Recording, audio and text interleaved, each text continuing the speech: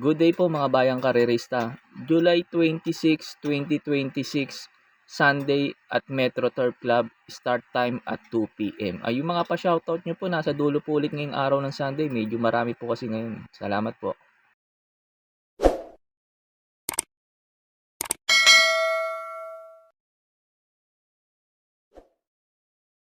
Start na po tayo, race number 1. Start po ng first winner take all, races 1 to 7, distance 1,400 meters. Sa araw po ng Sunday, bali 9 races tayo kaya magiging dalawang set ng winner take all. Race number 1, pampremera ko dito, numero 1, Barik na. Kasi maraming mabibilis dito eh. Sila Success of Times, Marengo, Ivan, Iceman, baka maghabol lang kagad sa unahan to kaya pinili ko to numero 1 na to, Barik na.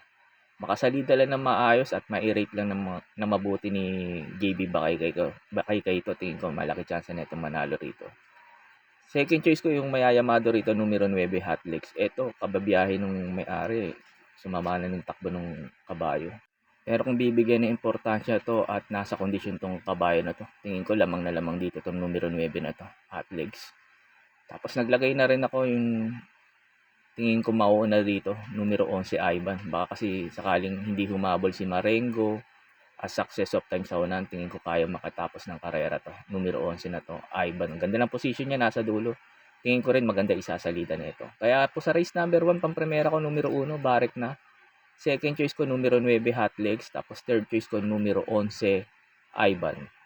Sa race number 2 na po tayo. Start po ng first pick 5, races 2 to 6. Distance 1,400 meters. Pampremera ko dito, ito baka madihado pa kasi dahil sa hinete. Numero 5, Moderna. Si Moderna mauna lang to at hindi mahabol kagad ni Taipan 1 sa unahan to. Ni Aliana, tingin ko kaya makatapos ng karera to. Problema nga lang hinete, binalik niya naman sa mabigat na hinete kay Miles Bakal Pilapil. Pero pag na-rate niya naman to, tingin ko may panalo dito to.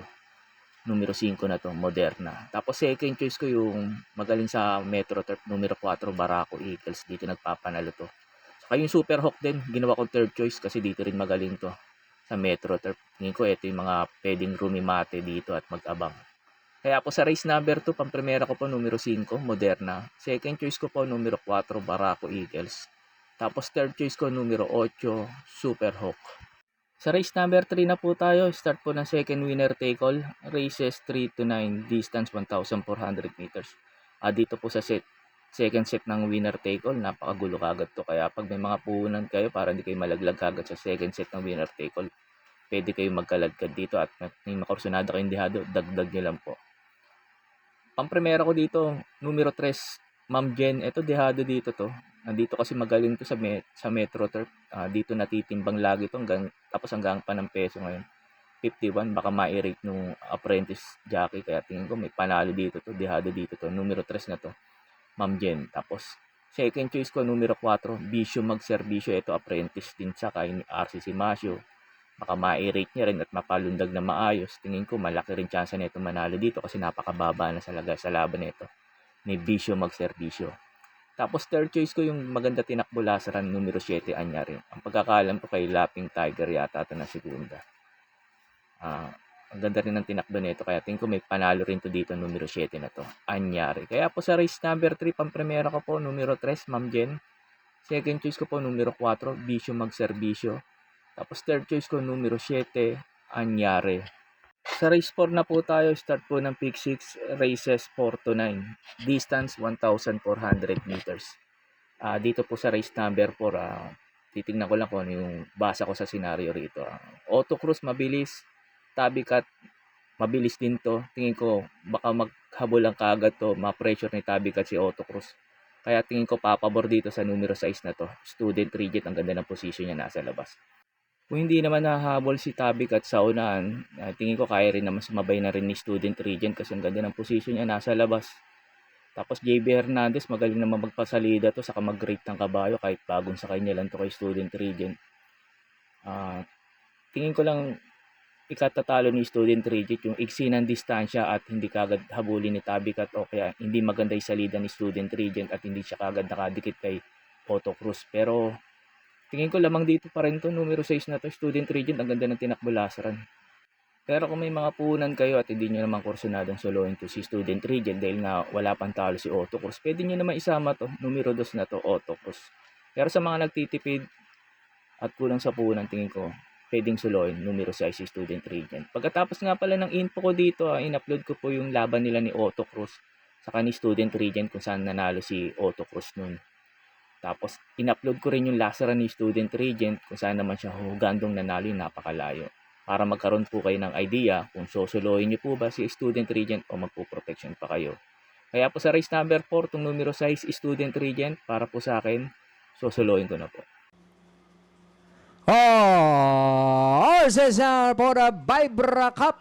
Demo Panya pass to begin in the middle portion. Student Region 3 wide on the outside. Now is Bloomington, then followed by Windmill of Summer, and Rush is the early trailer. Bloomington in the middle is Student Region, running by the release Demo Panya. Ellen batching in port is Windmill of Summer, and Rush still running up the tail of the field. Back to the leader, Demo Panya.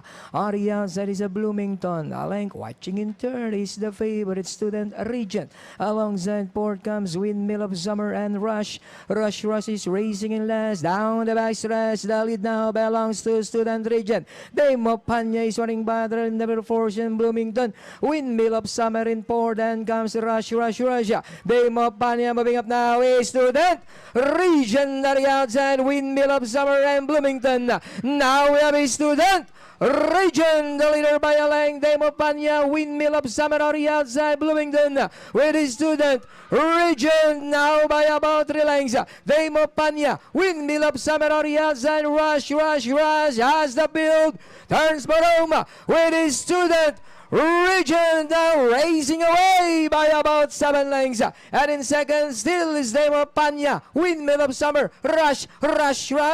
And down to the finish. And it's still is Student Region entering the finish line from the stable of the tandem of Mr. Joseph D. Henko. Cesar Daniel Castro is Student Region. Second is Demo Panya, Windmill of Summer, Rush, and Bloomington.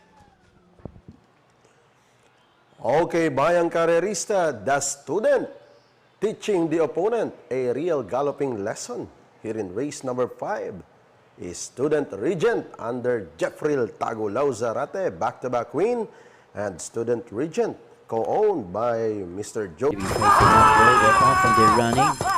And away very quickly off the outside, Brown Tiger. Auto Cruise showing good speed to burn through and take the lead away from Brown Tiger. In third spot, then Dame of Penia. On the inside of Dame of Penia, Student Regent. And back at the tail of the field was Courage as they run by the 1,000 metres, and the favourite kicked away. Auto Cruise, 3 in advance. In second spot now, Student Regent, who looked to just skip there in his action. Student Regent by the 900 metres. Back in third, Dame of Penia. 4 or 5 back, Brown Tiger, and Courage is the tail ender. They're on the circle, 750 out. Student Regent goes through to have a crack at this leader, Auto Cruise, and they cut away by 4 and 5 lengths. Dame of Penia, then came Brown Tiger, and Courage is at the tail of the field and 14 to 15 lengths off them. In front, Auto Cruise as they run towards the home turn. Under the stick, trying to keep with him is Student Regent, about 5 back, then Dame of Penia, Brown Tiger, and Courage. They're in the straight. Auto Cruise not getting it as easy today. Student Regent is really making a race of it on the inside. Auto Cruise with a narrow lead. Student Regent coming back on the inside. Auto Cruise digs deep. Auto Cruise too strong, and Auto Cruise has beaten Student Regent about 10 lengths back. Dame of Penia followed by Courage, and Brown Tiger was the last one home. Well, did not get it easy today, Student Regent. Sa race 5 na po tayo, start po ng second pick 5, races 5 to 9, distance 1,600 meters. Pamprimera ko dito yung veterano na sa laban, numero 3, Dream Girl. J.A. Guse. Medyo bumaba yung laban niya ngayon kumpara sa mga previous run nito. Kaya tingin ko maganda ngayon itatakbo nito ni Dream Girl. Second choice ko, numero 5, Nananana Bubu. Ito, cambio inete, M.A. Alvarez. Isa rin sa veterano sa laban na rin to. Kaya tingin ko malaki rin chance na itong manalo dito. Numero 5, Nanana Bubu, M.A. Alvarez. Baka doble manakbo ngayon to. Tapos third choice ko yung mayayamado rito yung numero 2, Valentine Party. Ito, bagito lang to dito sa laban. Tapos ang problema nga nito, ngayon lang tatakbo sa Metro Turf. Tingin ko, ito magiging factor ng pagkatalo ni Valentine Party. Yung manibago sa pista kasi puro sa PJ sila at tinatakbo nito. Pero kung mamimaintain niya yung ganun takbo niya, tingin ko lamang din to dito. Numero 2 na to, Valentine Party. Kaya hindi ko sinolo. Kaya po sa race number 5, pampremera ko po, numero 3, Dream Girl. Second choice ko, numero 5, Nananana Bubu. Third choice ko, numero 2, Valentine Party. Sa race 6 na po tayo, start po ng pick 4, races 6 to 9, distance 1,400 meters. Dito sa race number 6, dito yung main event ng stake race ng Metro Turf, yung Kings Cup. First choice ko rito, numero 2, Sherbet Fountain. Sherbet Fountain, paumento tong kabayo na to. Tapos yung peso niya, hindi naman ganun kabigat. Okay lang naman, 54. Tapos yung distansya, 1,400 meters. Medyo maiksi sa kanya to. Kaya medyo pabor sa kanya tong race na to. Sa numero 2 na to, Sherbet Fountain. Tingin ko walang pauunahin to. Pero pag di naman siya nauna, tingin ko isusunod lang din. Kasi pwede namang isunod to Sherbet Fountain sa gamay ni M.A. Alvarez to. Tapos second choice ko yung numero 3, Every 4 Years. Ito, last run ni Every 4 Years. Ang ganda ng tinakbo. Ang ganda naging prueba. Tingin ko pag naghabulan si Sherbet Fountain, tapos Anytime, Anywhere, Ace of Diamond, kasi yan yung mga mabibilis dito. Speedrunner. Kasi Speedrunner may bilis pero pwede rin na may sunod. Tingin ko papabor dito kay Every 4 Years kasi may bilis din naman tong kabayo na to. Tapos Gate Sarate. Tapos third choice ko yung numero 1, Speedrunner.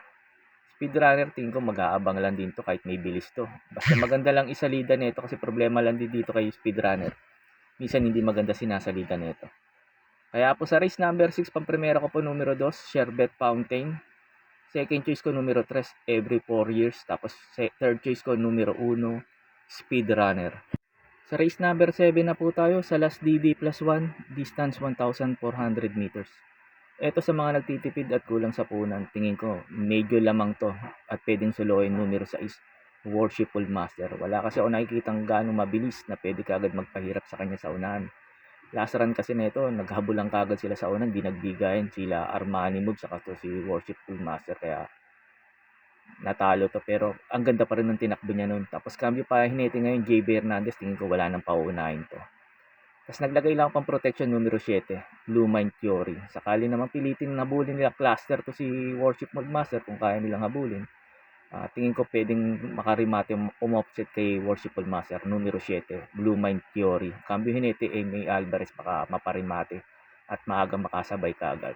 Kaya po sa race number 7, pampremera ko po numero 6, Worshipful Master. Tapos second choice ko numero 7, Blue Mind Theory. Sa race number 8 na po tayo sa last double, distance 1,600 meters. Dito po sa race number 8, pag may mga kursanada po kayo, lalo na't mga dehado, dagdag nyo lang po kasi itong couple entering numero 1 na to, Crusading saka 1A top customer. Dito sa race number 8, susuluhin ko na po to. Hindi grupo neto ng dalawa to. Ang kalaban neto nila Crusading saka ni top customer si Lucency. Ang taas na nun. Kumpara ngayon, napakababa. Kaya tingin ko, patok dito tong couple entry na to na pares may panalo, tapos pabor pa sa kanila yung mga distansya 1,600 meters kasi itong couple entry na to mga dirimate at disunod na kabayo to. Kaya po sa race number 8, itong couple entry numero 1 Crusading saka 1A top customer para po sa akin, susuluhin ko na po.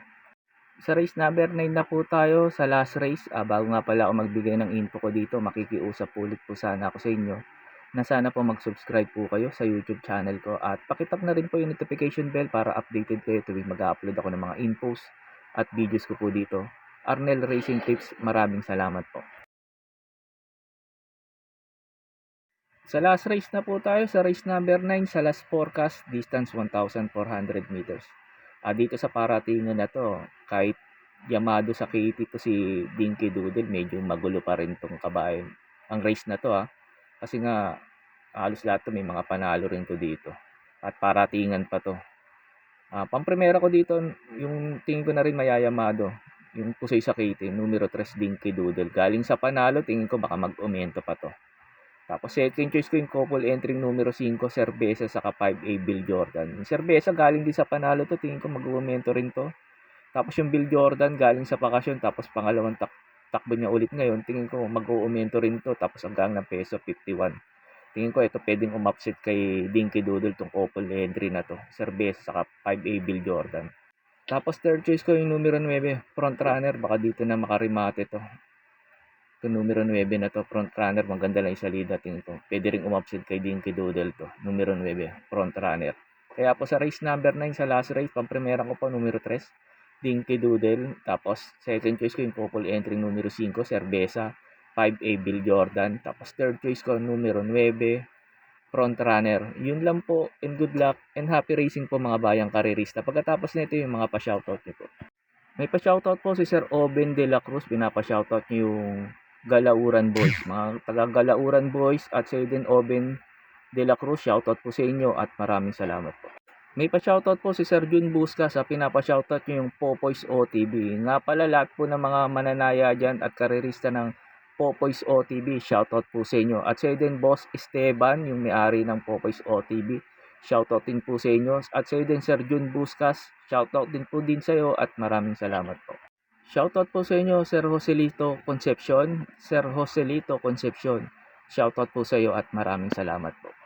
Shoutout po sa inyo Sir Rodilio Tabernilla, Sir Rodilio Tabernilla, shoutout po sa iyo at maraming salamat po.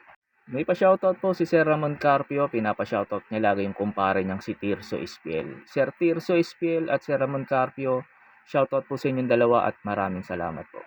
May pa-shoutout po si Sir Nathan De Castro, pinapa-shoutout niya yung mga bayang karerista ng Tagaytay Street, Caloocan. Lahat po ng mga bayang karerista dyan sa Tagaytay Street, Caloocan, shoutout po sa inyo mga sir at maraming salamat po. At sa iyo din, Sir Nathan De Castro, shoutout din po sa iyo at maraming salamat po.